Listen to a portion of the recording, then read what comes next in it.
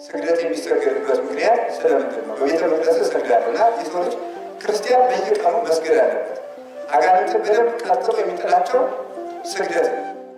ሰይጣንን በምድር ላይ ቀጥቅጦ የሚጥለው ዋና ሰይፍ ማለት ምንድነው ካላችሁኝ? ትህትና ነው። ትህትና ነው።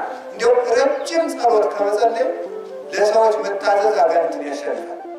እና መታዘዝ ኃጢአትን ከሰዋ ነቅላ የምትጥል ሰይፍ ናት ማለት ነው። ያ እንዲሆንልን ስግደት አንዱ የመታዘዝ ምልክት ነው። ትህትና ነው። የሰይጣን መንገድ ከፍ ከፍ ነው፣ የክርስቶስ መንገድ ዝቅ ዝቅ ነው። የሰይጣን መንገድ ከፍ ብሎ መውደቅ ሲሆን የክርስቶስ መንገድ ደግሞ ዝቅ ብሎ ማድረግ ነው። የሰው ልጅ ያገለግል እንጂ አገልግል ሊል አልመጣም። ክርስቶስ እግሩን አጠቡት ተብሎ ተጽፎ አይታችኋል መጽሐፍ ቅዱስ ላይ። እና ዝቅ ማለት የድህነት መንገድ፣ እግዚአብሔር ሰው የሆነበት መንገድ፣ ሰይጣን የተሸነፈበት መንገድ ስለሆነ መስገድ የሚገባው ስለዚህ ነው። ለእግዚአብሔር የምናቀርበው ስግደት ግን ስለምንድን ነው ሲባል የመጀመሪያው ስንሰግድ ወደ ሰማይ ወደ አፈር ነው የምንሰግደው። ሶስተኛ እኔ ምንጊዜም አፈር ነኝ፣ ወደ አፈርነቴ እመለሳለሁ፣ ግን አንተ ከሙታን ለይተህ ታስነሳኛለህ። አንድ ክርስቲያን በትንሹ በቀን 42 ስግደት መስገድ አለበት። የሚሰገደው ከቤት ይሰገዳል። የሚሰገደው ግን ቤተክርስቲያን መግባት በማይቻልበት ጊዜ እሁድ አይሰገድም፣ ቅዳሜ አይሰገድም። እሁድና ቅዳሜ ግን የሚሰገድበት ጊዜ አለ። በሕማማት ባለ እግዚአብሔር ቢሆን በሕማማት እመቤታችን ልትውል ይሰገዳል አይሰገድም? በጌታችን አበይት በዓላት አይሰገድም። ለምሳሌ የጥምቀት የሰገደና ያለቀሰ ሰው ርጉዝ ነው። ያለቀሰ የተቆጣ ያዘነ የልደትና የጥምቀት የትንሣኤ ያዘነ ሰው በዕለተ ምጽአት ጊዜ አዝኖ ተክዞ ወደ ሲኦል ይወርዳል። በእነዚህ በዓላት ያዘነ በሕማማት የተደሰተ ሰው እኩል ነው ዋጋ። በሕማማት ደስ ያለው ሰው እስኪጠግብ የበላ ሰው ደስ ያለው ሰው የራብ የጣፈጠ ክርስቶስ በምሳ ደብረ ጽዮን ርቦት እንዲሆን ያደረገው። በአበይት በዓላት ወይም በጌታችን አብይ በዓል አይሰገድም ብለን ሲያበቃ ግን የስቅለት ዕለት እንሰግዳለን። ግን አብይ በዓል ነው አይጣልም። እንዲያውም ከሰነበተው ሰንብቶ የስቅለት ዕለት የሚዘጋው 400 ጊዜ ተጠቃለሁ።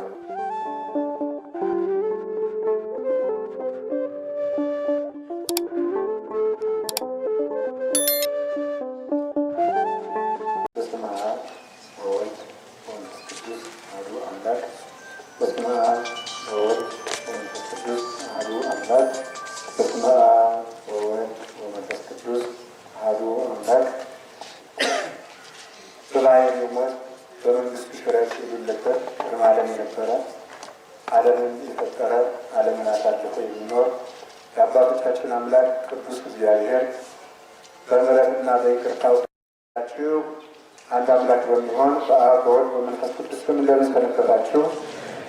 እንደምን ዋላችሁ? እንደምን አመሻችሁ?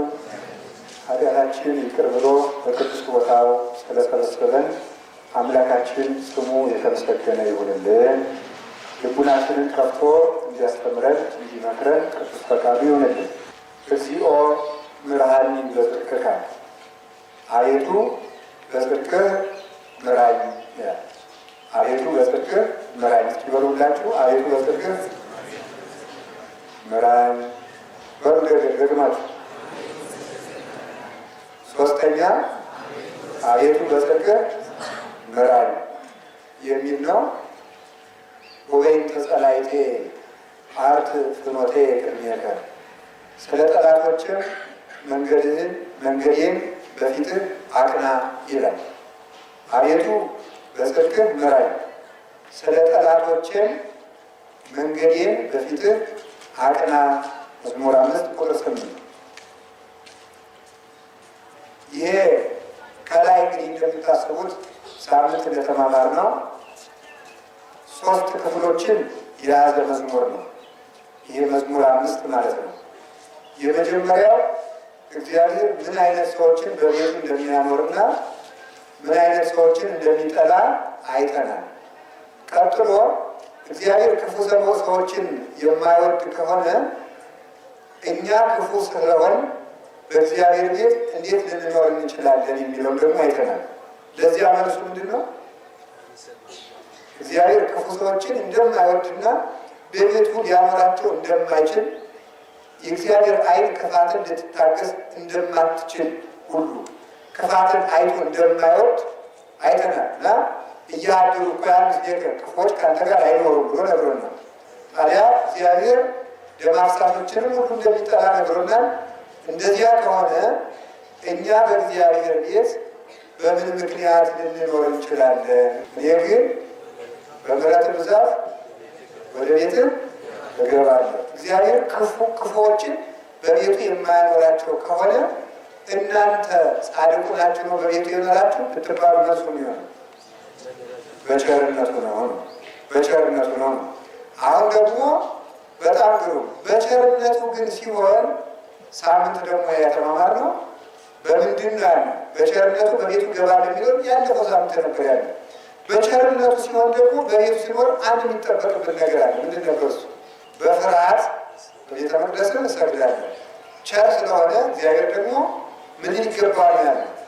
ሊፈራ ይገባዋል። እግዚአብሔር ሊፈራ ይገባዋል። መፍራት እንዴት እንዳለብን በሕይወታችን ሁሉ እግዚአብሔር ፈርተን መኖር እንዳለብን ተነጋግረናል። ከሱ ቀጥሎ ደግሞ ስግደት ሊቀርብባቸው የሚገቡ ቦታዎች እነማን ናቸው ብለን ደግሞ አይተን ነበር። እዚህ ላይ ነው በምንድን ነው? በመቅደስ እሰግዳለሁ ነው ያለ። መቅደስ ያለው ቤተክርስቲያን፣ ሌላስ? እመቤታችን ቅድስት ድንግል ማርያም፣ ሌላስ? አቤት መስቀል፣ ሌላስ? ቅዱሳን። ምክንያቱም የእግዚአብሔር ማደሪያዎች ናቸው ብለን አይደለም? እሺ ይሄ ቢሆን ደግሞ ከነዚህ በተጨማሪ ደግሞ ለመስቀል አትስገድ፣ የማርያም ስምን አትጥራ፣ ቤተክርስቲያንም አትሄድ፣ ስዕልም እንዳትሰግድ ብለው ቢያዝኑ ንሳለም የክርስቲያኖች ቤት መቅደስ ነው። በእሱስ ባይሆን ደግሞ እሱም ደግሞ ቤቱን ቢያቃጥሉት ልባችን መቅደስ አድርገን እንሰግዳለን።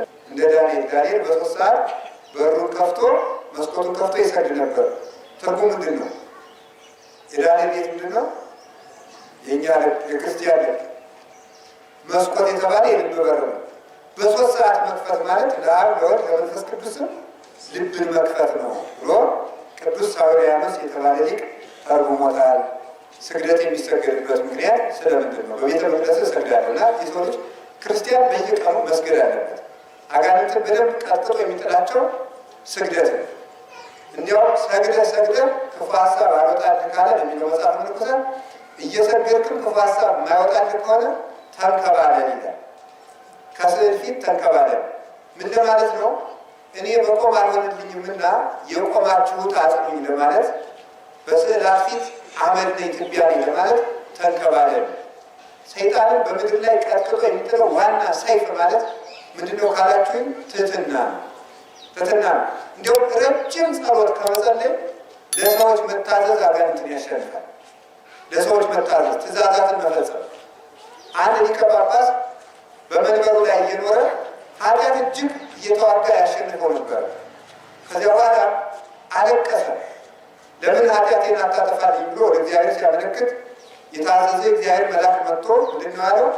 የትህትና ስራ ካልሰራ የፈለገህን ያክል ብትጾምና ብትጸልይም ኃጢአቱ ሊቆምልህ አይችልም ማለት።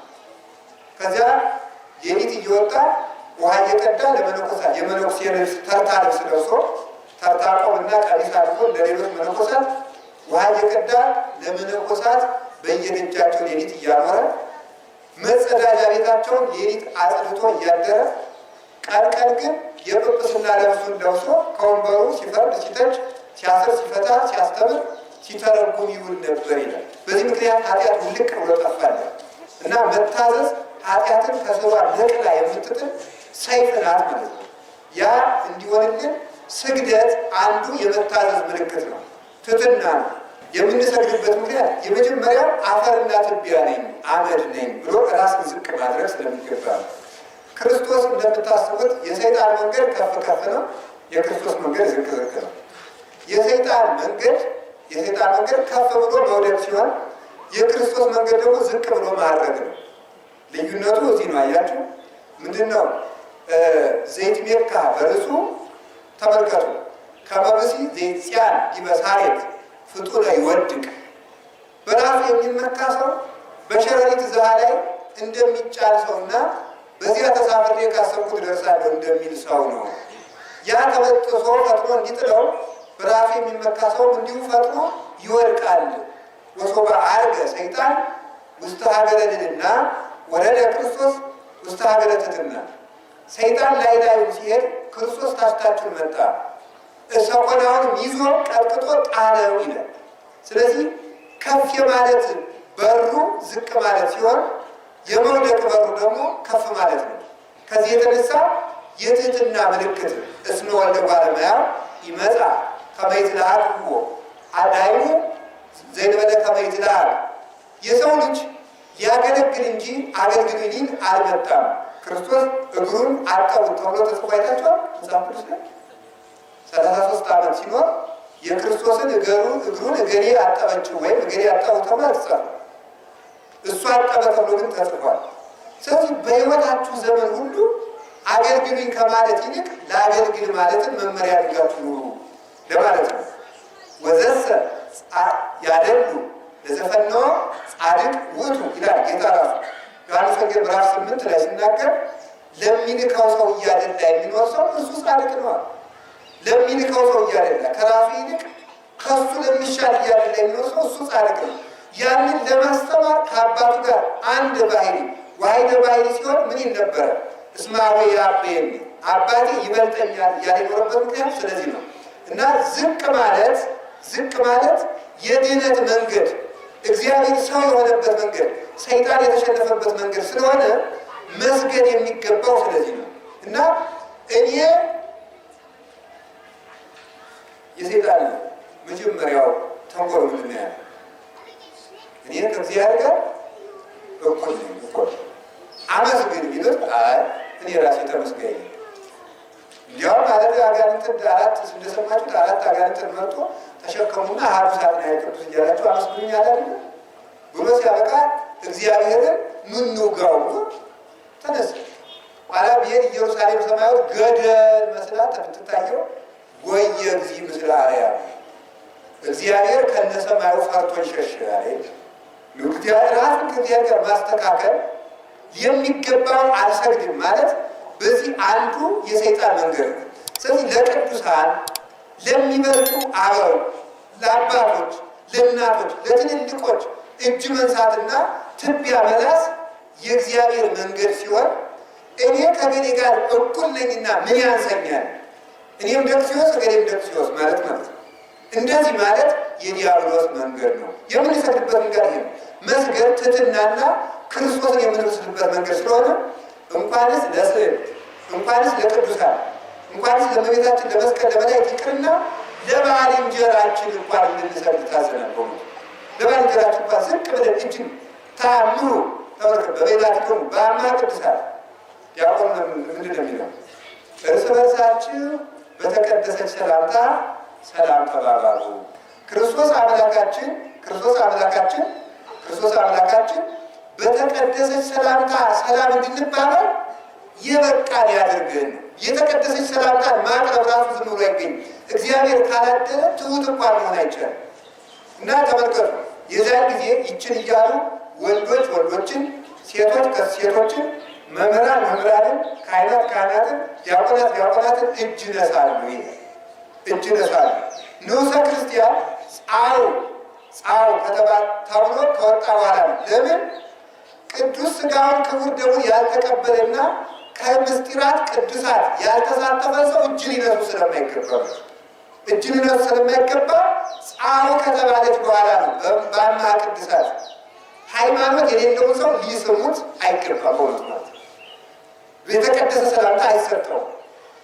ደህና ሰንበት ይባላል፣ ግን የተቀደሰ ሰላምታ ግን አይሰጠውም። ሸብረክ ተብሎ ተሰግዶ ነው። የተቀደሰች ሰላምታ ማለት የተለየች አባቶቻችን ከምን የተለየች እና ከእባብ ከኤሳው ከይሁዳ የተለየ ብሎ ይተረጉሙታል። አያችሁ፣ መስገዱን እባብም ሰግዷል። ሕገ አዳምን ሰላም ለከ አዳም ንጉሠ ሰማይ ወምድር ሲል ምናል ፍልጥ ይባበል ለይ ለይ ይበሉ። ለይ አንዳንድ ሰው የማይገባትን ክብር አምጥቶ በትከሻችን ላይ ሲወልደው ለይ ማለት ይገባል። ለይተህ ተናገር። ማንን ነው እያለ ያለው? ወይስ ሌላ ሰው አለ ብሎ መናገር ይገባል። ለይ አለ። እኔ ንጉሠ ምድር ነኝ አለ። የሆዷን በሆዷ ዛሬ በሽንገላ ስለተናገረችው የውሸትና የሽንገላ ጤና ይስጥልኝ የእባብ ሰላምታ ይባላል። የእባብ ሰላምታ ክፋትን በውስጡ ጤና ይስጥልኝ መባለት የእባብ ሰላምታ ነው። ሔዋንን ሄደና ሰላም ለኪ ኦ ሔዋን ንግሥተ ክልኤቲ ዓለማት የሁለት ዓለም ንግሥት ሔዋን ደህና ሰነበትሽ ወይ? ሰግድለ ይሄም የምን ይባላል? በሉ እንጂ አይደል? የእባብ ሰላምታ ይባላል። ኤሳውስ ምን አለ?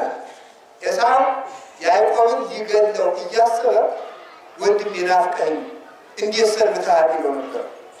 ያችን ሰላም ሊል እየበረረ ሲመጣ ያዕቆብ ክፋቱ ስላወቀበት አስቀድሞ እጅ መንሻውን ላከለት። አስቀድማችሁ እጅ መንሻውን ላኩ። ኋላ ኤሳው የሆዱን በሆዱ ብሎ ከነደደኝ በመንገድ እደፋዋለሁ ብሎ አብረን እንሄዳለን። አይ ግድ የለም እኛ ንሕነሰ ነሐውር በእግረ ደቂቅ እናቆምሃለን። እኛ ሕፃናት ስላስከተል በእነሱ እግር መጠን የምንራመድ ዝም ብለህ አንተ ስላወቀበት ማለት ነው። ስለዚህ ክፉ ሰው ጥቅሙን በውስጡ ሰውሮ ሰላምታ የሚያገራቸው ሰው እኮ ብልሃተኛ ነው። 3 ጊዜ እንዴት ዋላችሁ በመልሰት እንጂ አንዱ ነገር ነው ይላል። አንዱ ነገር ነው ማለት ነው። ስለዚህ ማክበስበስ የሚያበዛ ሰው ነገር ያሰበሰው ነው።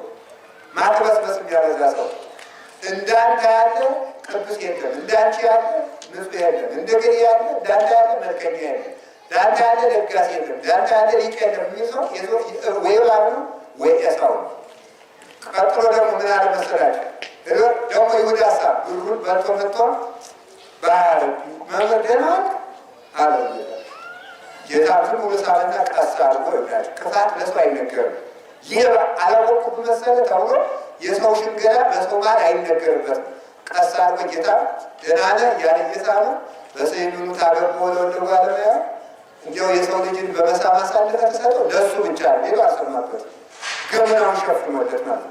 ክፉ ሰው ተንኮሉን ሲያውቁበት ራሱ ተንኮሉን እንዳወቁበትና በሰው መሀል ሲናገሩበት ራሱ አፍሮ ሌላ ክፋት ይጨምራልና ማለት ነው።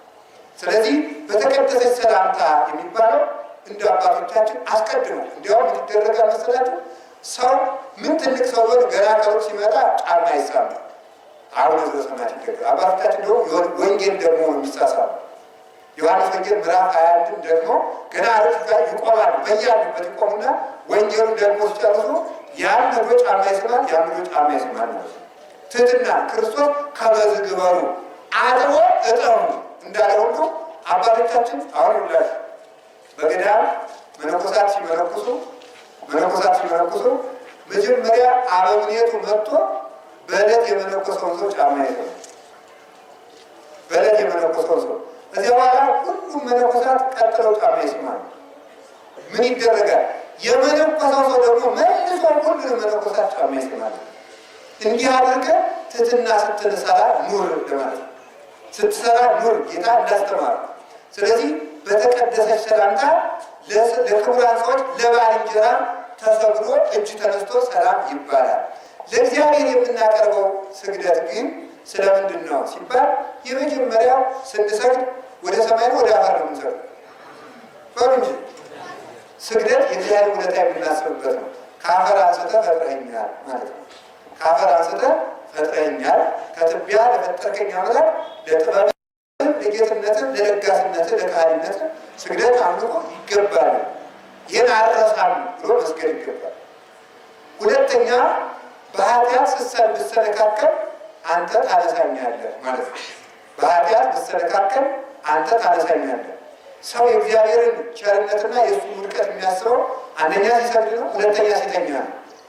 ሲተኛ ተሰነካካይ ነኝ፣ ደካማ ነኝ፣ ሟች ነኝ እና ሲነሳ ትምረኛለህ፣ ታነሳኛለህ ብሎ ይህን ያስባል።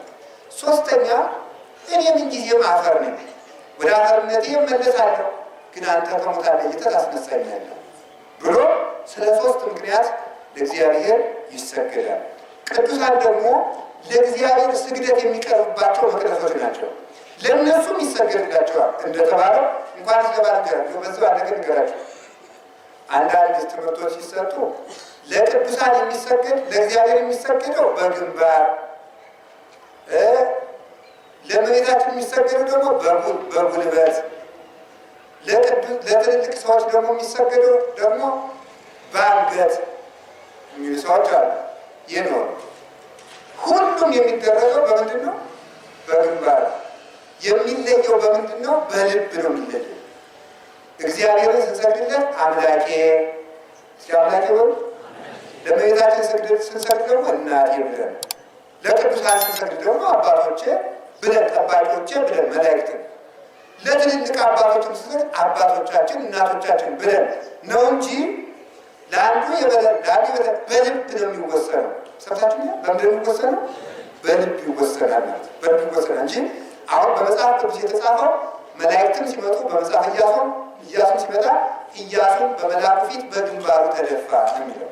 ለመልአኩም በግንባሩ ተደፍቶ ነው፣ ለታቦትም በግንባሩ ተደፍቶ ነው፣ ለትልቅ ሰው ለአብርሃምም እጅ ሲነሱት በግንባራቸው ተደፍቶ ነው፣ ለታቦቱ ለሌሎችም እንደዚህ ነው የሚደረገው። የሚወሰነው ግን በልብ ይወሰናል ማለት ነው። እንደዚህ ተደርጎ ስግደት ይሰገዳል። ስለዚህ አንድ ሰው እየሰማችሁ ነው ስግደት በጎ ሀብት ነው። ኃጢአትን ቀጥቶ ይጠብቃችኋል በእውነቱ። ስለዚህ አንድ ክርስቲያን በትንሹ በቀን 42 ስግደት መስገድ አለበት። 42 ስግደት 365 ቀን ስራ ከሆነ ማንኛውም ክርስቲያን በቀን 42 ስግደት መስገድ አለበት። 12 አቡነ ዘበሰማያት ደግማል። ለ12ቱ አቡነ ዘበሰማያት ሶስት ሲሰግድለት ስንት ይመጣል? 36 ይሆናል። ሶስቱን ለስላሴ ሲሰግድ 39 ይሰግዳል። አንዱን ለእመቤታችን 40 ይመጣል። አንዱን ለቅዱሳን 40፣ አንዱን ለመስቀል። እነዚህም ሰው በቀን መስገድ አለበት ነው። 12 አቡነ ዘበሰማያት ደግሞ ይችን ይደግማል። መነኩሴ ከሆነ ደግሞ ለመነኮሳት ነግራቸዋል። አይሻል? ለእናንተ ደግሞ ስትመነኩሱ ማለት ነው። ምክንያቱም የባሰ አብዝቼ ነገር እውነት ግን እየሰገዱት ነው እያላችሁ ከምትታዘቡ እዚያውን ማወቅ ይሻላል ይሻላል። ስለዚህ በዚህ መሰረት ስግደትን እንሰግዳለን። እንድንሰግድ አምላከ ቅዱሳን ይርዳን።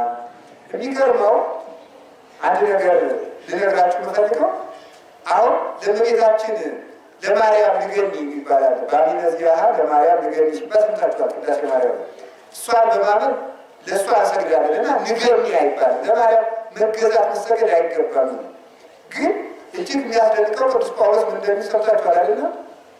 ተኮነኑ ለኩሉ ተሰመኮነ ለተሾመ ሁሉ ተገዙ እስመ ይሰየም መኮንን ዘይመለዘማ እግዚአብሔር።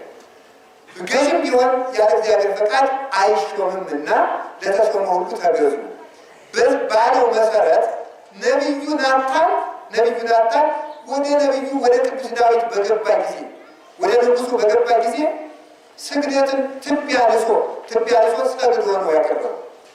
ምንም እንኳን ቅዱስ ዳዊት ነቢይ ቢሆን ግን በዘመኑ መሰናክል ተገጥሞታል። ልብ ብላችሁ አስባችሁታል? ነቢዩ ቅዱስ ዳዊት መሰናክል በገጠመው ጊዜ ንስሐ የሰጠው ማን ነው? ናታን ነው። ነቢዩ ናታን ነው።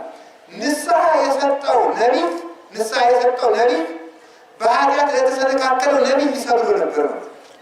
ይሄ መጽሐፈ ነገሥት ላይ ቁጭ ብሎ ተጽፏል። ለምንድን ነው ካላችሁኝ፣ በኃጢአት ቢሰነካከልም ግን በጸጋው ግን እግዚአብሔር የቀባው ንጉሥ ነው። እግዚአብሔር ስለቀባው ስለ ክብሩ ሲል ይሰግዱለታል። ለነገሥታትም ቢሆን ለባለስልጣናትም ቢሆን ዝቅ ብሎ እጅ መንሳትን ታዟል ማለት ነው። ስለዚህ ይሄ በመጽሐፍ የታዘዘ ነውና እንኳንስ ለድንግል ማርያም ለባለስልጣናት እንኳን ዝቅ ብለን እጅ እንድንነሳ ዝም ብሎ ቆሞ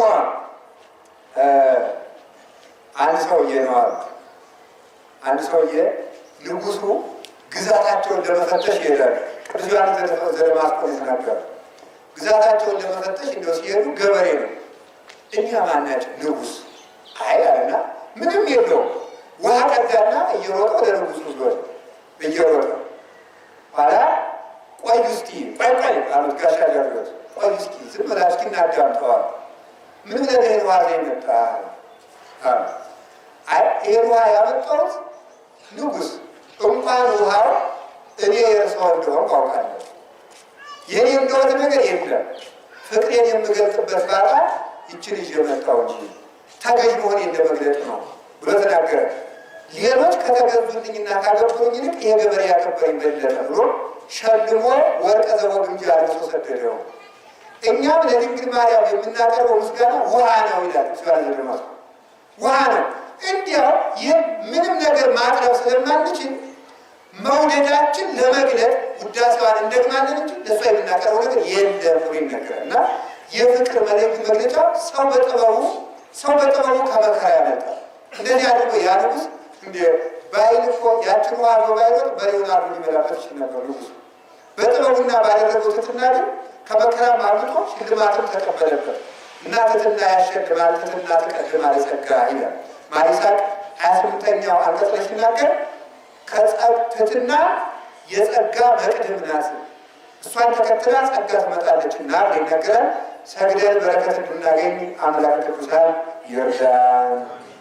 ታቦት በሌለበት ወይም ቤተክርስቲያን ቅርብ ባይሆን መስቀል ተክሎ መስገድ ይገባል። ቤተክርስቲያን መግባት በማትችሉበት ጊዜ ከቤት ይሰገዳል። በዚያውም ስግደትን እንጨርሰው። የስግደቱን ጋር ቀለላለ እንጨርሰው አይቻልም። ስለዚህ የሚሰገደው ከቤት ይሰገዳል። የሚሰገደው ግን ቤተክርስቲያን መግባት በማይቻልበት ጊዜ፣ ጸሎት ሌሊት በምንጸልይበት ጊዜ የስግደት ስም ሲነሳ መስገድ ይገባል። እሰግድ የሚል እሰግዳለሁ ሲነሳ ይሰገዳል። ክፉ ሀሳብ በጸሎት ጊዜ በሚነሳበት ጊዜ ይሰገዳል። ስለዚህ ስግደት የሚሰገደው ከቤት የሚሰገደው መግባት በማይቻልበት ጊዜ ከቤት ውስጥ ይሰገዳል። ቤት ባይኖር በረሃ ላይ መስቀል ሰግዶ መስቀል ተክሎ መስገድ ይገባል። መስቀል ሳይተክሉ ቢሰግዱ ግን ሰይጣን ስግደቱ የኔ ነው እያለ ይከራከራል። ስግደቱ ለእኔ ነው የምሰግደው እያለ እየተከራከረ ዕዳ ይጨምርበታልና ፍትወት ይጨምርበታልና መስቀል ተክሎ መስገድ ይገባል። ያዕቆብ በትሩን አመሳቅሎ እጅ ነሳ እንደነበረ ማለት ነው። የማይሰገድበት ዕለት ታውቃላችሁ አይደለም? እሁድ አይሰገድም፣ ቅዳሜ አይሰገድም። እሁድና ቅዳሜ ግን የሚሰገድበት ጊዜ አለ። ምንድነው ሲባል ወዝንቱ ዘእንበለ ግዝት ይላል ፍትሐ ነገሥት አንቀጽ 19 ላይ በሰንበት አይሰገድም ካለ በኋላ ይህ ግን ግዝት የሌለበት አንቀጽ ነው ይላል። ማለት የሚሰገድበት እሁድ አለ ማለት ነው። የሚሰገድበት እሁድ መቼ ነው አላችሁኝ? ኃጢአት በሰለጠነበት ሰዓት የዝሙት ሀሳብ ቢነሳብን በዓልን አከብራለሁ ብለህ ኃጢአቱ ጨልጦ ገሊቶ ከሚወስድ በበዓሉ ሰግደህ ኃጢአቱን ልታስወግድ ይችላል። ስለዚህ ኃጢአት የሚባልበት ቀን ዕለተ ሰንበተ ክርስቲያን እሁድ ቢሆን እንኳን ይሰገዳል ማለት ነው። ሚካኤል ቢሆን እመቤታችን ብትሆን ባለ እግዚአብሔር ቢሆን ኃጢአት በበዛበት ሰዓት በበዓል ቢሆን ይሰገዳል። ስለዚህ በሌላው ቀን ግን ኃጢአትን የሚያህል ነገር ስለሌለ ነው። በሌላው ቀን ግን ከመላእክት ሊቀ መላእክት ቅዱስ ሚካኤል ነው። ከሰው ወገን ደግሞ የበላይ ድንግል ማርያም ናት። ቅዱስ ሚካኤል መላእክትን ወክሎ የእሱ በዓል አይሰገድበትም። እመቤታችን ቅድስት ድንግል ማርያም ከፍጥረት በላይ ከፈጣሪ በታች ናት፣ አይሰገድባትም። በዓለ እግዚአብሔር 29 እንደምታውቁት መጋቢት 29 ዓለም ተፈጠረ፣ መጋቢት 29 ክርስቶስ ተጸነሰ፣ መጋቢት 29 ክርስቶስ ተወለደ አይደለም። መጋቢት 29 ክርስቶስ ተነሳ። መጋቢት 29 ይመጣል፣ ዓለም ያልፋል። ክቡር ቀን ስለሆነ 29 የምናስበው በየወሩ የተፈጠርንበትን የተጸነሰበትን እንደገና ደግሞ የተወለደ ታኅሳስ 9 አይደለም። በእሱ 29 ልደቱን ጽንሰቱን እንደገና ደግሞ ትንሣኤውን ምጽአቱን እናስባለን። ስለዚህ በዚህ ቀን አይሰገድበትም። ወዝንቱ ዘእንበለ ግዝት ኃጢአት ከተነሳ ግን በዚህም ቢሆን ይሰገዳል ማለት ነው። በዚያውም ላይ ቅዱሳን በሚሆኑበት ቤተክርስቲያን በዕለቱ አይሰገድም።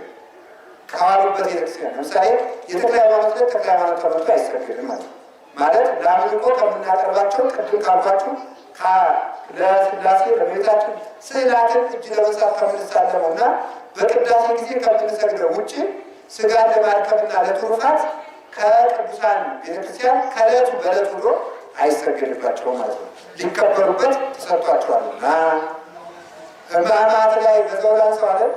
የሕማማት ስግደትም በዚያው አይነሳም። የሕማማት ስግደት በሕማማት ባለ እግዚአብሔር ቢሆን በሕማማት እመቤታችን ልትውል ይሰገዳል አይሰገድም? ይሰገዳል። ለምን ሲባል ሳምንቱ ራሱ በዓል ነው። በዓሉ ግን የስግደት በዓል ነው። የምን በዓል ነው? ለምሳሌ በጌታችን አበይት በዓላት አይሳገድም። ለምሳሌ የጥምቀት የሰገደና ያለቀሰ ሰው ውጉዝ ነው። ያለቀሰ የተቆጣ ያዘነ የልደትና የጥምቀት የትንሣኤ ያዘነ ሰው በዕለተ ምጽአት ጊዜ አዝኖ ተክዞ ወደ ሲኦል ይወርዳል።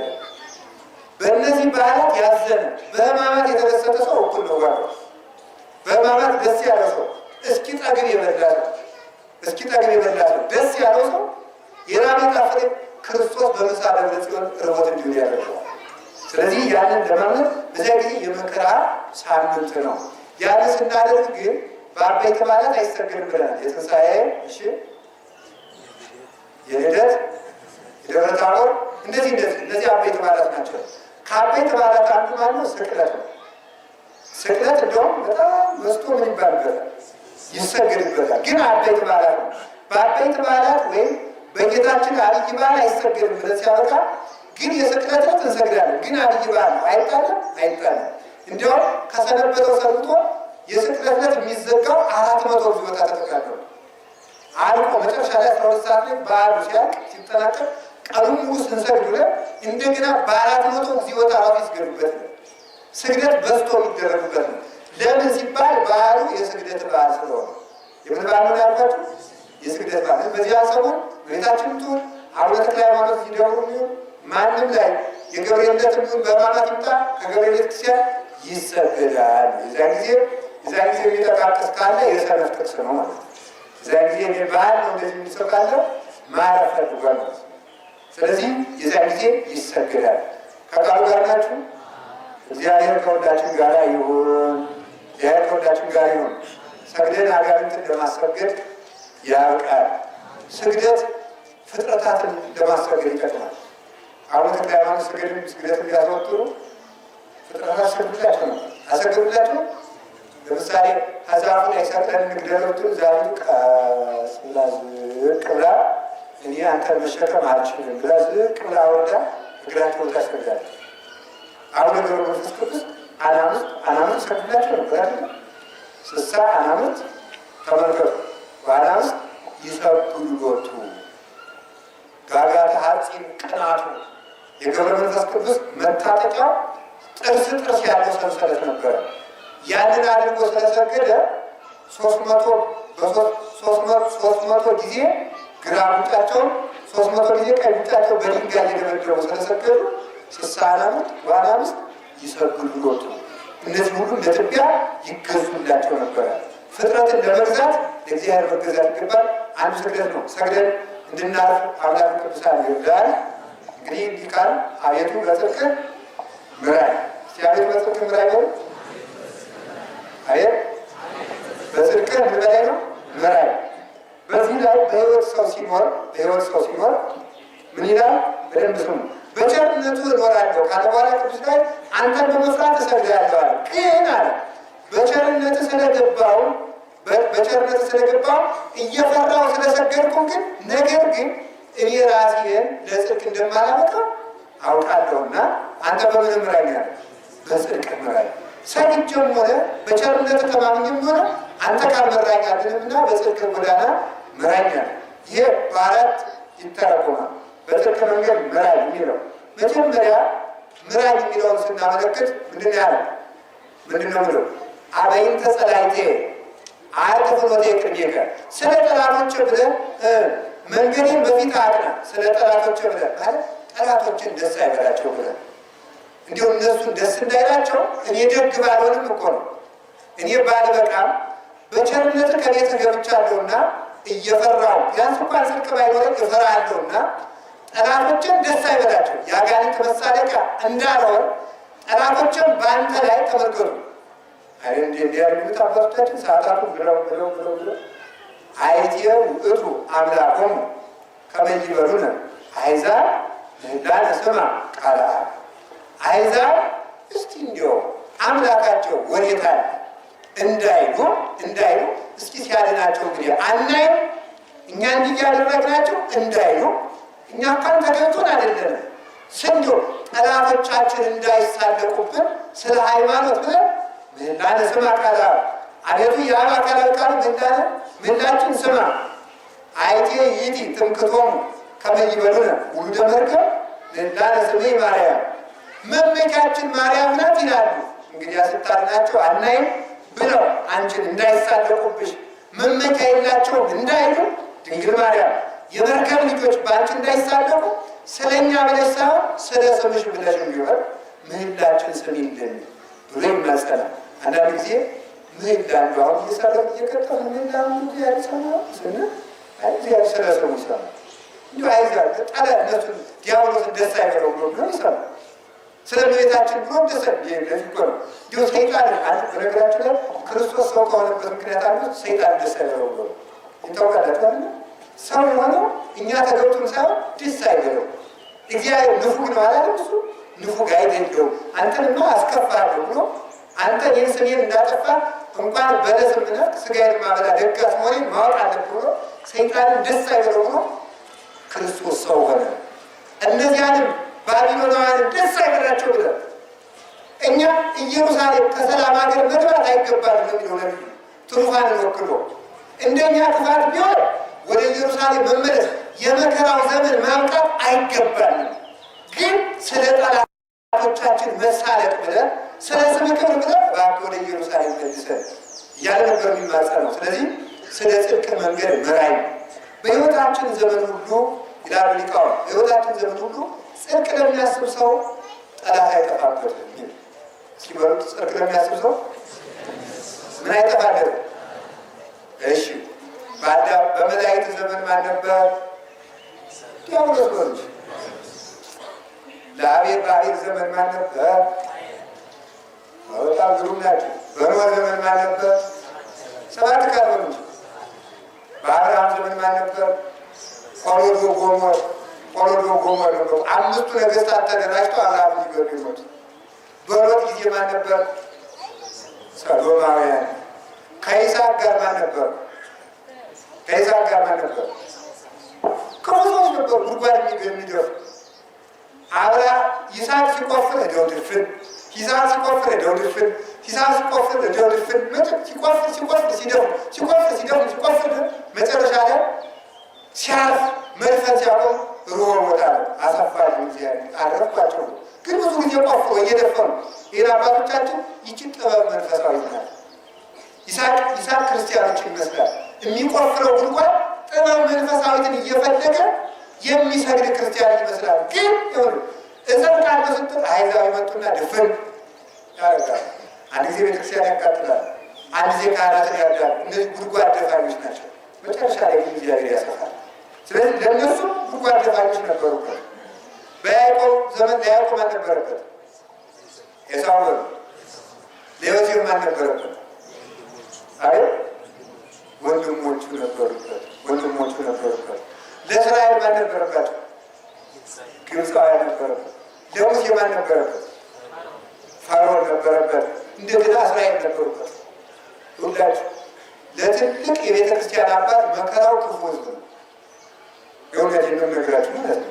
እኛ እኮ ለአባቶቻችን መከራ ነው በእውነቱ ማለት ነው። ለአባቶቻችን ያሉ መከራ ነው እና ትልቅ አባት መከራ የሚቀበለው ራሱ ከምን እንደሆነ ታውቃላችሁ? አንደኛ ከሰይጣን፣ ሁለተኛ ይሁዳል። ሙሴ መከራ የተቀበለው አንደኛ ከፈርዖን እሱን አሸነፈ። ሲቀጥል ከህዝቡ ነው የተቀበለ። ስለዚህ ፈርዖን ሳጥናኤልን ይወክላል።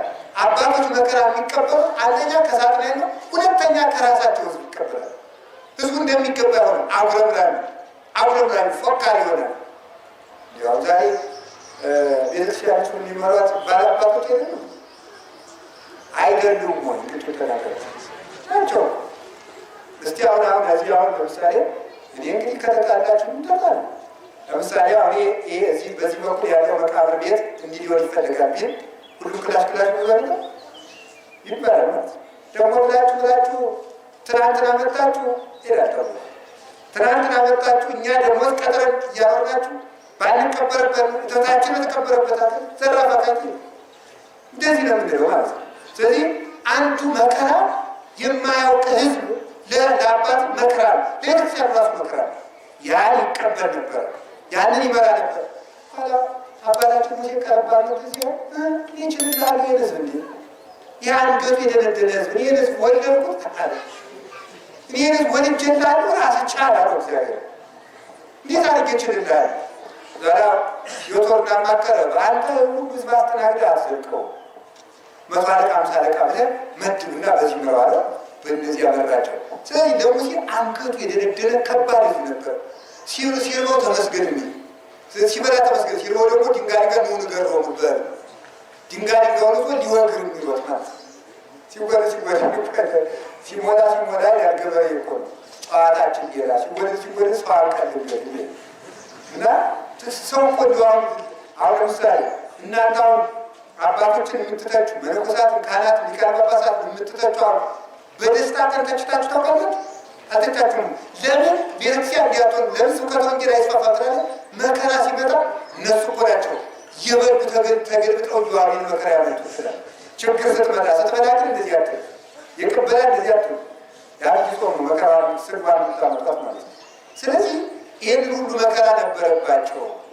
ፈርዖንን አመለጥ። አሁን ደግሞ እንደ ጋራ እናስብ፣ እንደ ማህበር ፈርዖንና ሙሴን አንድ ማህበር አድርገው ፈርዖንን ቀጥቅጠናል ብሎ ማለት የለም። መንገድ ራባ መንገድ ጥማት አማሌቃውያን አሉ። የኤርትራን ባህር ተሻግሬያለሁ ብሎ መቆም የለም። ዮርዳኖስ ደግሞ ወጥቶ ይጠብቃል። አማሌቃውያን ፈርዖንን በኢያሱ ፈርዖንን በሙሴ አማሌቅን በኢያሱ ቀጠቀጡና ርስት አፈረሱ፣ ገቡ፣ ርስታቸውን ወረሱ። ፈርዖንን በሙሴ ማለት ሳጥናኤልን በክርስቶስ አማሌቅን በኢያሱ ማለት ደግሞ በሕይወታችን ዘመን የሚነሱትን አጋንንት ደግሞ በካህናት እንቀጠቅጣለን ማለት ነው። ሙሴ ዋናውን ቀጠቀጠና የተረፉትን ኢያሱ ቀጠቀጣቸው። ዋናውን የሰይጣን ስልጣን ክርስቶስ አጠፋለን። ተረፉን አጋንንትን ዛሬ የሚበጠብጡን ደግሞ በስልጣን ቀሳውስት በስጋው ደሙና በንስሐ እየቀጠቀጥናቸው እናልፋለን። ኋላም ደግሞ ምን ጠበቀ? የኢያሪኮ ግንብ ጠበቀ። ደግሞ እሱንም አፍርሰው ወረሱ እያለ ለቅዱስ ዳዊት ማን ነበረበት? ጎልያድ ሳኦል። ለኤልያስ ማን ነበረበት? ኤልዛቤል። ለኤልሳ ማን ነበረበት? ክፉ ደቀ መዝሙሩ ገንዘብ ወዳጁ ተማሪ ማን? ግያዝ ነበረበት። ምክንያት ለኢሳይያስ ምናሴ ነበረበት። ለኤርምያስ አይሁድ ነበሩበት። ሰባ ባቢሎን ለሰለስቱ ደቂቅ ለዳንኤል እነዚያ ቀናተኞች በሃይማኖተኞች የሚቀሩ የባቢሎን ባለስልጣናት ነበሩባቸው። ለዮሐንስ ማን ነበረበት? ዮሐንስ መጥምቁ ሄሮድስ ነበረበት። ለክርስቶስ ሰይጣንና አይሁድ እነዚህ ነበሩበት። እንደዚህ እያለ እስከዚህ ሰዓት ላይ መሽብን ነው እንጂ ብንቀጥል ያለ መከራ ዳዊት ከማን ነበረበት? ሞተ ለሚያስቀጣ ነበረበት። ሰይጣን ያክፉ ነበረበት እና መከራ ጋር ክርስትና ይገባል። ይህንን እንዲኖርብህ ማወቅ ይገባል። ሰው መከራ የሚገጥመው ሳይጸልይ ሳይሆን ሲጸልይ ነው። ሰው መከራ የሚገጥመው ሲጾም ሳይጾም ሳይሆን ሲጾም። ሰው መከራ የሚገጥመው ጽድቅ ሲሰራ እንጂ ኃጢአት ሲሰራ አይደለም። ኃጢአትን እስክትፈጽማት ድረስ ያስመቻል። ኃጢአትን አሰርቶ እንደተመጠጣ አገዳ ቆርጥማ ስትጨርስ ዓለም ትተፋና የመከራው ባህር ውስጥ ታስገባለች። ጉልበት ግን እስከምትጨርስ ጸጋህን ገፋ እስከምትጨርስ ግን ዓለም ታስመችላለች እንጂ በመከራ ጅራት አትገርፍም። መከራ የሚቀጥለው ልትጋ ያልክ እንደሆነ ነው። ልተኛ ያልክ እንደሆነ አይደለም። ልጸልይ ያልክ እንደሆነ መከራ ይመጣልና አቤቱ በጽድቅ ምራኝ ያሰኘው ለዚህ ነው። እኔ ምንም እንኳን ቢሆን ከጠላቶች ጉልበት መጠበቅ አልችልምና አንተ በጽድቅ ምራኝ። በጽድቅ ምራኝ ነው ጽድቅ አላቴ የላችሁ። ጽድቅ ያለው ምን ነው ሲባል አንደኛ ቃል ኪዳኑ ነው። እስኪ ቃል ኪዳኑ ነው። ቃል ኪዳኑ ጽድቅ ይለዋል። አንተ ቃል አይካፈልምና ስለ ቃል ኪዳን ስሜን ብትጠሩ እገኛለሁ ባርክበት። አንድም እንዲያው አባቶቻችን ይላሉ እግዚአብሔርን ሙግት ከምንገጥምበት ነው። ሙግት አሉ በምንድን ነው? አባታችን ያዕቆብ እና እግዚአብሔር ትግል ገጥሞ ነበረ። ታውቃላችሁ? የሊት እግዚአብሔር ለያዕቆብ ተገልጦ ትግል ገጠሙ። ሲታገሉ አደሩ። ሊነጋ አጋሲ ቀስ አደረገና እግዚአብሔር እንዲያው ያዕቆብን ከሽሩዳው አካባቢ ነካ ሲያደርገው ሽብርቅ ብሎ ወደቀ። የማለት ማለት መሰላችሁ? ይሄ ደረት ለደረት ነው የታገለው፣ ጎን ለጎን አይደለም። ወይም ደግሞ በጀርባ ደረት ለደረት ና በትክክል አማን በአማን ስጋህን ለብሻ አድንሃለሁ ማለት ነው። ስጋህን ለብሻ አድንሃለሁ። ግን ያዕቆብ እግዚአብሔርን እጥላለሁ ሲል እንደወደቀ የምትወድቀው እኔን የጣልክ እንደሆነ ማለቱ ነው ይላሉ አባቶቻቸው። እስኪ የምትወድቀው እኔን የተውክ እንደሆነ ነው። ሶስተኛ ደግሞ ያዕቆብን ትግል ላመጣበት ነው። ያዕቆብ እግዚአብሔር ፊት ለፊት ታገለው። ደረት የተባለው የእግዚአብሔር ሰው መሆን ፊት ለፊት መታገስ ማለት ክርስቶስን በስጋዌው መታገል ማለት። እስኪ በስጋዌው መታገል ነው ወዳጆች፣ በስጋዌው መታገል ማለት ነው። አንተ ኃጥአንን ልጠራ መጥቻለሁ አላልክም ብለሃል። ስላልክ እኔን ኃጢአተኛውን ልትጠራ ይገባል ነው መታገል። የምን ትግል ነው? የፍቅር ትግል። ሰው በመሆኑ መታገል። ደምህን ያፈሰስከው ለረከሱት ነው አላልክም ብለሃል። አፍሳል ስላፈሰስክልኝ ዕቃ ነኝና ልትንቀኝ አይገባም። ሰው እንኳን ተመልከቱ፣ በወርቅ በሳንቲም የገዛውን ዕቃ እንኳን አክብሮ ያኖራል። በደም ገዝተህ ለከንቱ ትልቅ አሁን ገብረ መንፈስ ቅዱስ ዛሬ እሳቸው ናቸው፣ በረከታቸው ይድረስ። ኢትዮጵያ ገና እንደገቡ ተራራ ላይ ቆሙና የህዝቡን ኃጢአት ተመለከቱ። መጀመሪያ የጸለዩ ጸሎት ይሄ ኢትዮጵያ እንደገቡ ደምህን ያፈሰስክለትን ህዝብ አውሬ በላልህ ብሎ ነበር ያለቀሱት። ርም ብለው ያለቀሱት ደምህን የከፈልክለት ህዝብ አውሬ በላው ብሎ ነበር ያለቀሱት። እና እንዲህ ብለሃልና ብሎ መታገል። እሺ አንኳኩ፣ ፈልጉ፣ ለምኑ። እየፈለኩ ነው ብለሃልና እየፈለኩ ነው ስጠኝ በሉ እንጂ። እየለመኩ ነው፣ እያንኳኳ ነው፣ ክፈትልኝ። በቃሉ ራሱን ክርስቶስን መታገል። ከዚያ በኋላ በመንከራተትህ ይዤሃለሁ፣ በመሰደድህ ይዤሃለሁ፣ በበረት በመተኛትህ ይዤሃለሁ፣ ተማጽኜሃለሁ። ተመላልሰህ ባደግክበት ተማጽኜሃለሁ። በጠባብ ደረት በአጭር ቁመት በመወሰኑ ተማጽኜሃለሁ። ህብስት በማበርከትህ ተማጽኜሃለሁ። በባህር ላይ ባህር በመገሰጽ ተማጽኜሃለሁ። ተመልከቱ፣ አሁንም ትናንትና ባህር አልገሰጽክም? ነፋሳትን ጸጥ አላደረካቸውም? አድርገሃል። እናስ የፈሩትን ደቀ መዛሙርትን ኦርቶዶክሳዊ ሃይማኖት ለምን ትናፈቁ? እናንተ እምነት የጎደላችሁ ለምን ፈራችሁ አላልካቸውም? ብለሃቸዋል። እኔንም እንደዚህ አድርገህ ገስጸኝ፣ ማይበሉንም ጸጥ አድርግልኝ። ንቃት ለምን ተተነው? ተነስ ለምን ትተኛለህ? ብሎ እግዚአብሔርን በራሱ ቃል ታብሎ እግዚአብሔርን በፍቅር ድል መንሳት፣ በፍቅር ማሸነፍ፣ በጽድቅህ መንገድ ምራኝ። ቃሌን የጠበቀ እንደሚገርማችሁ የጸሎት በጣም በጸሎቱ ትልቅ ጸሎት የሚባለው እግዚአብሔርን በራሱ ቃል እየተሟገቱ መጸለይ ነው። እግዚአብሔርን በሉ እሺ፣ በራሱ ቃል ምን እያሉ መጸለይ ነው? እየተሟገቱ መጸለይ። የታጥፋና ሐሰለከ ይሉታል አባቶቻችን። ታጠፋን ዘንድ ላንተ አይገባም። በእንተ ማርያም ላንተከ ወእንተ ዮሐንስ መጥምቅከ፣ ስለ ቅዱስ ዮሐንስ ስላጠመቀ ስለ ቅድስት ድንግል ማርያም ታጠፋን ዘንድ ላንተ አገባብ አይደለም፣ ባህሪህ አይደለም። አንተ እንዲህ ስታደርግ አናውቅም። አንተን ስትምር ነው የምናውቅም። ላትምረን እናትህን አልሰጠህንም፣ ላትምረን ከዮሐንስ አልተጠመቅም፣ ላትምረን ሰው አልሆንክም ብሎ ራሱን በራሱ መለመን ይገባል። በዚህ ምሕረት ይሰጣልና ስለ ጽድቅ ብለህ ምራይ በሉ እንጂ የሰናፍጭ ቅንጣት ታክል ሁልጊዜ ነው የምነግራችሁ። የሆነ ነገር ሲገጥማችሁ ርዕሳችሁን ከመጽሐፍ ቅዱስ ጋር እያገናኛችሁ ጸልዩ። ሰምታችሁኛል? መጽሐፉን አልጋህን ተሸክመህ ያልከው ጌታዬ ሆይ እኔም ከብዙ ዓመት ከኖርኩበት የኃጢአት በሽታዬ እነሳ ዘንድ ቀስቅሰኝ፣ ልትድን ትወዳለህ በለኝ። ወደ ተራራ የወጣኸው ኢየሱስ ክርስቶስ ሆይ ከኃጢአቴ ጉድጓድ አውጣኝ፣ እንደ ደቀ መዛሙርቱ ቀርቤ እንድጠይቅህ አድርገኝ፣ ምስጢራትህን በልቡናዬ ግለጽልኝ ብሎ በራሱ ቃል ራሱን መለመን በጽድቅ ምራኝ።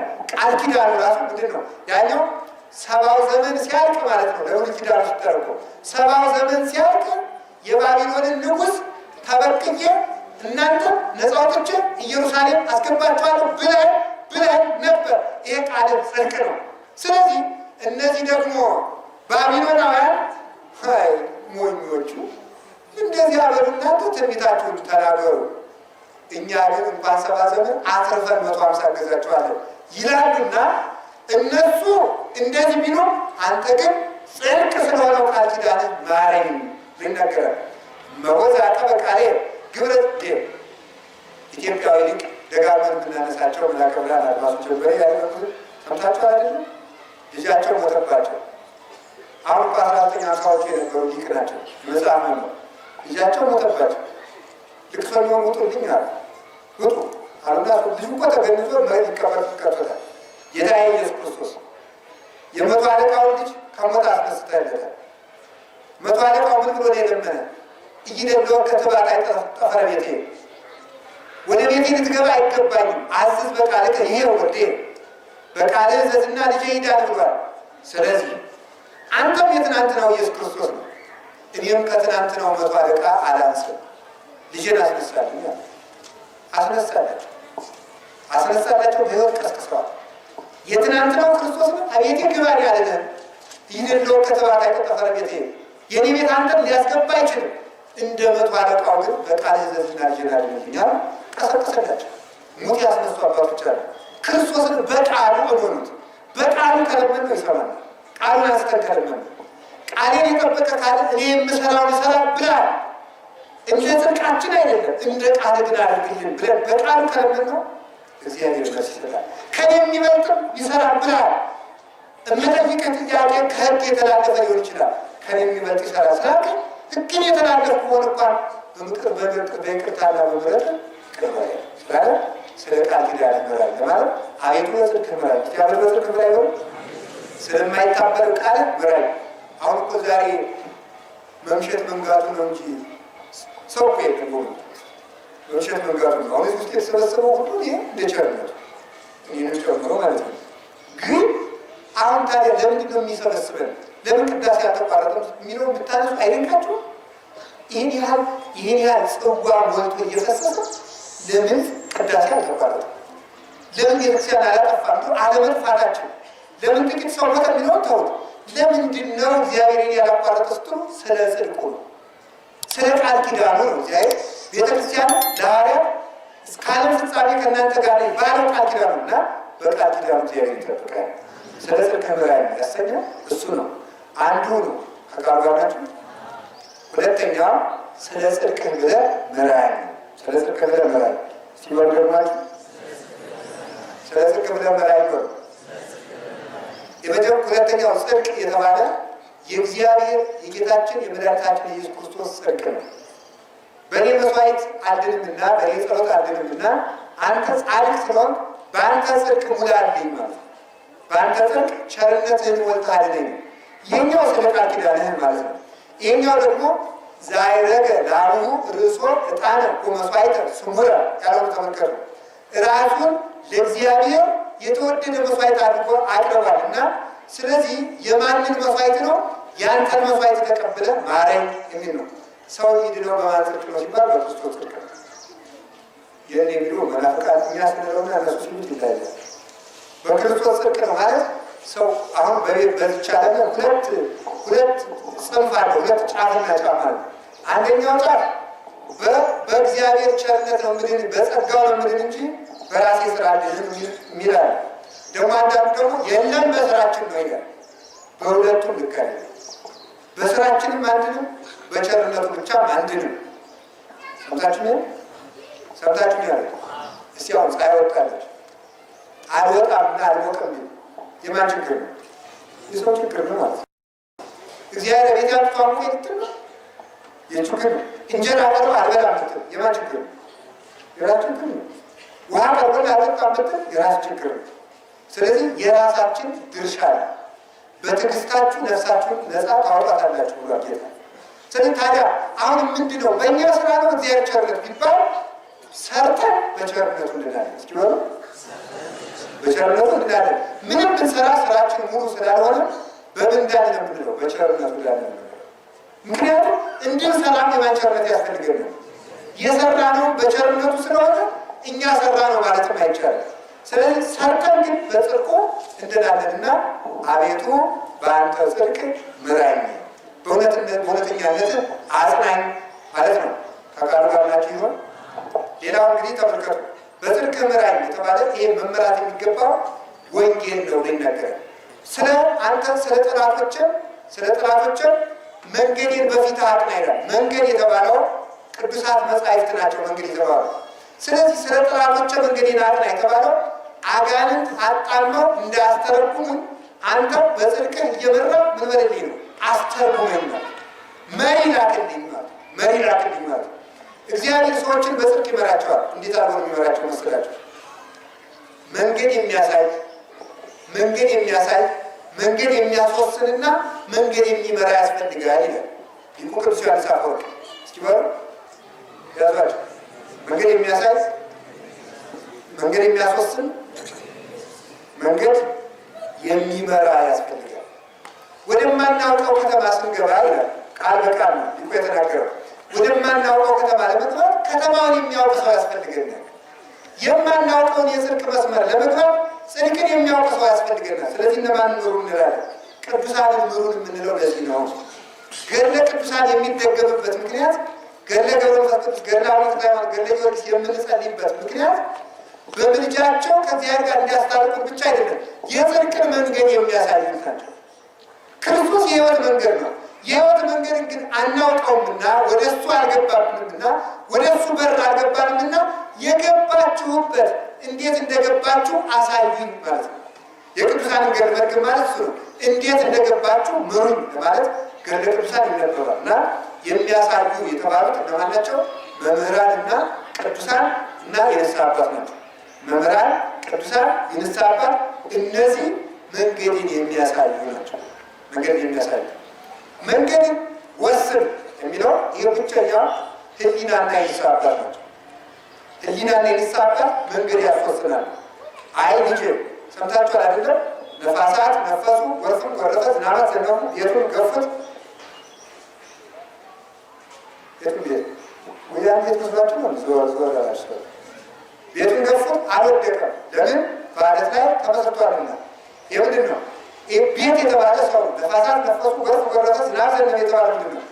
ለአግባ ወይስ ለጉርሙስ የሚለው ሰው ይሄ ነፋስና ዝናብ የተባለ ነው።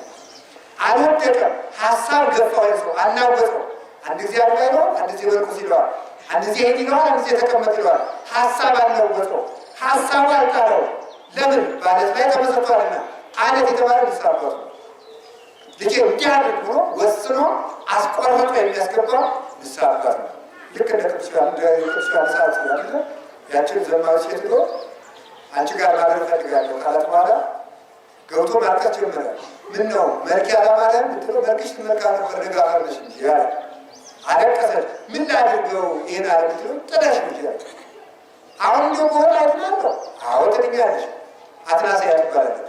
እዚህ በኋላ እና ብትለው ተከትለው ወጣ። እሱ በእግር እሷ በእግር ሰውነቷ ለስልሶ የኖረ ነው። በባዶ እግሯ ስትሄድ እግሯ እየተቆረጠ እየተከተፈ ስጋዋ እየወደቀ በጨርቅ እየጠመጠመች በቅጠል እየጠመጠመች ተከተለች። እዚያ በኋላ መሸባቸው። ፈንጠር ብሎ ይጸልዩ ነበር ይላል። ምን ጽድቅ ቢሉ ምን ጻድቅ ቢሆኑ ወንድና ሴት ተቀራርበው በኃጢአት የሚያምናቸው የለምና ራቅ ብሎ እሳት አምዶላት አይዞሽ ሙቂ ብሎ ራቅ ብሎ መጸለይ ጀመረ ይላል። በበረሃ ላይ ስለሚሸባቸው ሲጸልይ መላእክት ሲወጡ ሲወጡ ያያቸው።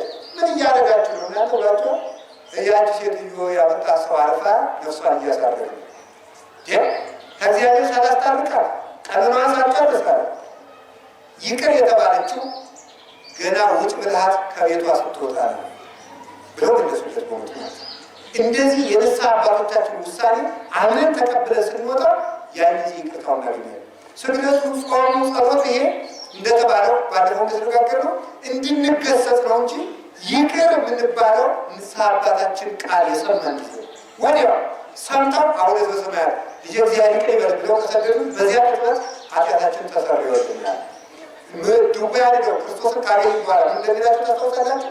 ሀርግ ለከ ኃጢአትከ ሀርግ ለከ ኃጢአትከ ኃጢአትህ ተሰረየችልህ ነበር የሚላቸው።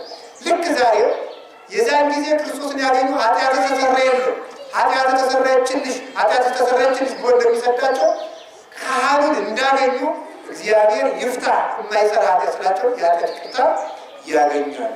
ስለዚህ የሚያስወስን መንገድ መሪ ንስሐ አባትን አታሳጣን ማለት ነው። እግዚአብሔር አያሳጣን።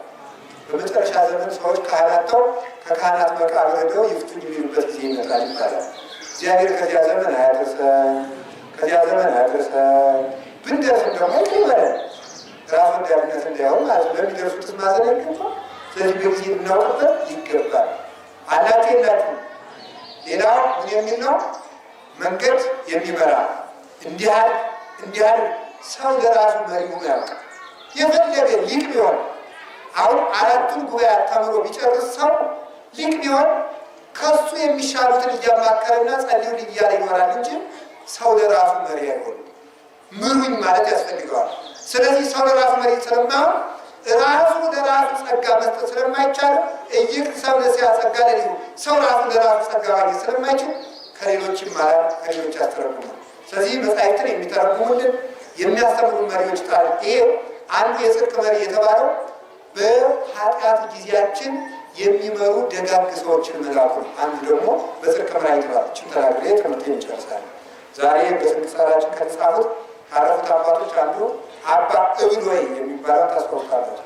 አባ እብሎይ ሲሆኑ አባ እብሎይ ኃጢአትን ሁሉ ያደረገ ሰው፣ ሁሉን ኃጢአት አደረገ። ሁሉን ኃጢአት አንድ ቀን በግ ነበር የሚጠብቅ። አንድ ቀን ትዝ ሊለው እስካሁን ለካ ያሰራሁት አንድ ኃጢአት አለ እና የነፍሰ ጡር ሆድ ቀድጄ ሕፃኑ እንዴት እንደሚተኛ አይቼ አላውቅም እና ይችን ኃጢአት እስኪ ልስራታል። ይኸው በዚህ ዘመን የሚደረገው እስኪ እንዳድርግ ብሎ አሰበው። ወዲያው መንገድ እየሄደች ጫካ ውስጥ እያለች የመውለጃዋ ጊዜ የደረሰባትና መውለድ ፈልጋ የምትቅበዘበዝ አዲስ ሴት ጎተተና ፈርፍጦ ጥሎ ሆዷን ቀደደ። ቀዶ ጽንሱ እንዴት እንደሚተኛ አየ። ከዚያ በኋላ እርድ ብሎ አለቀሰ። ሲያይ ኃጢአቱ ራሱ ወቀሰውና አለቀሰ። ደግ ሰው ከመጽሐፍና ከመምህር ባይማር ከኃጢአቱ ከራሱ ይማራል። ምን ያህል ጨካኝ ሲሆን የሚያደርጉ ሄድ ተጓዘና አስቄጥስ በረሃ ገባ። እኔ እንደኔ አይነት ርኩስ ሰው ከንጹሐን መነኮሳት አይጨመርም ብሎ 15 ምዕራፍ ከመነኮሳት ርቆ ወደ ጥልቁ በረሃ ገብቶ 40 ዘመን አለቀሰ። 40 ዘመን እህል ሳይቀምስ ቅጠል እየሸመጠጠ እሪ ብሎ አለቀሰ።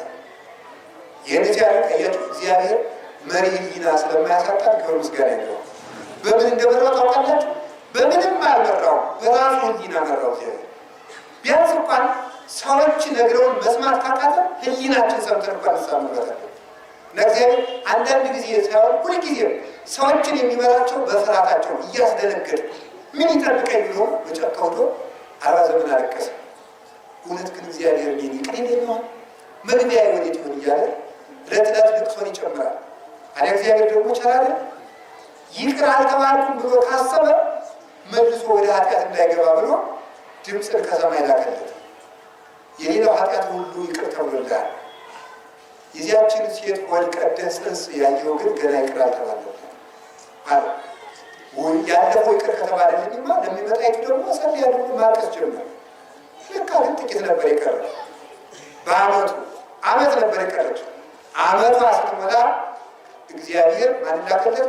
አይቶት የማያውቅ አንድ አረጋዊ ሽማግሌ ላከለት። ሂድና አንድ አረጋዊ ሽማግሌ ታገኛለህ፣ ኃጢአቱን ሁሉ ተቀበለ የሚነግረህን ሁሉ።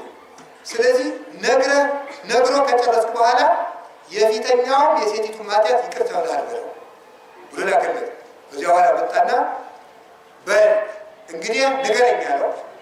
ይቅር ተብለሃል፣ መላ ኃጢአት ሁሉ ይቅር ተብሎልሃል፣ የሴቲቱም ይቅር ተብሎልሃል። አይታ ሰምታችኋል። አንድ ነገር 40 ዓመት አልቅሶ 1 ዓመት ስትቀረው ያችኛይቱን ኃጢአት ይቅር አላልኩም።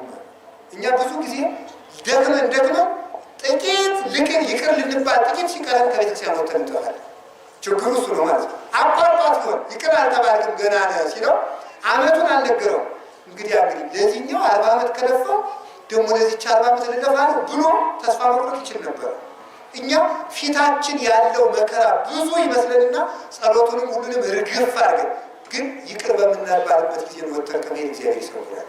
ይቅር በምንባልበት ጊዜ እንዳንወጣ ነው እግዚአብሔር በየጊዜው ቃሉን እየላከ የሚያጽናና አጽናና።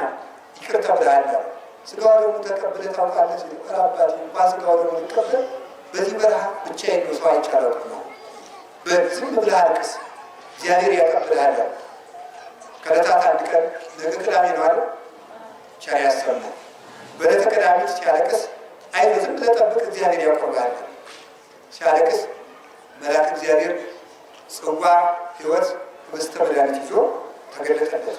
ግሩም መዓዛም በበዓቱ ሸተተ። ያን ጊዜም ደነገጠ ይላል። በአፉም ፍግምግም ብሎ ወደቀ። ከጸጋው ብዛት የተነሳ ይህንን አይገባኝም ብሎ መልአኩ አንስቶ ቅዱስ ሥጋውንና ክቡር ደሙን አቆረበው።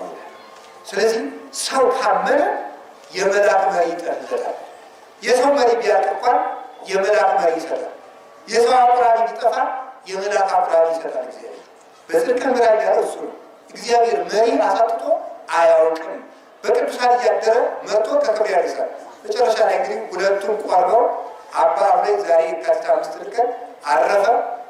ማን ያቃብረኝ ይሆን ብሎ ያ ሽማግሌ ነፍሱን መላእክት በስስት ወደ ጽርሐ አርያም ይዘዋት ቀርበው ይደርስ ይመስላል።